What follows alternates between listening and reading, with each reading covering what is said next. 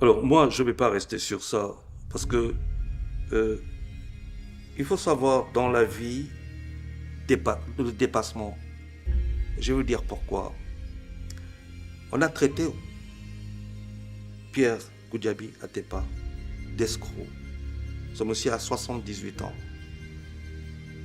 Je ne pense pas dans sa vie qu'il est quelqu'un qui ait osé le traiter d'escroc en public. Cela a été fait par le président de la République. Imaginez un peu ce monsieur, comment il a dû, quand il s'est mis devant le président, ce monsieur a oublié qu'il avait été traité d'escroc. Si quelqu'un est gêné, ce n'est pas lui. Hein. Il se levait pour ce pays-là. Donc si M. Atepa est capable d'oublier qu'on l'a traité d'escroc et de se battre pour le Sénégal, alors nous tous, nous ne devons plus voir est-ce que Macky a bien ou mal fait.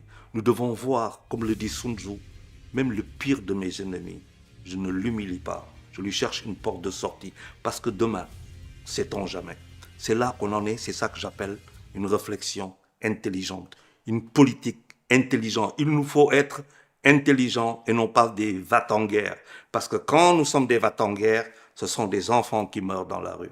Donc, pour le moment, moi, je suis très content parce qu'il aurait pu faire le triomphaliste, Pierre Atepa Goudiaby. Il aurait pu dire, ouais, il m'a traité de tout, mais il n'a pas fait ça.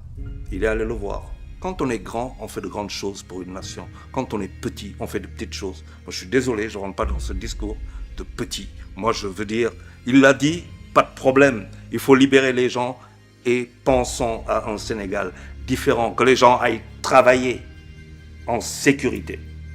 Que l'argent circule. Que les Sénégalais se retrouvent dans un pays pétrolier et gazier dans lequel ils ne seront pas étrangers. Que Dakar, là, qui est devenu une véritable, sur le fronton de mer, avec des immeubles qui ne nous appartiennent probablement pas, eh bien que nous soyons des... Non, il nous faut être Dakar-Dubaï, mais avec des Dakarois. Il nous faut un Sénégal riche avec des Sénégalais. Alors, il l'avait dit, très bien, il a traité quelqu'un d'escroc et cette personne allait le voir. Et je dis, c'est intelligent.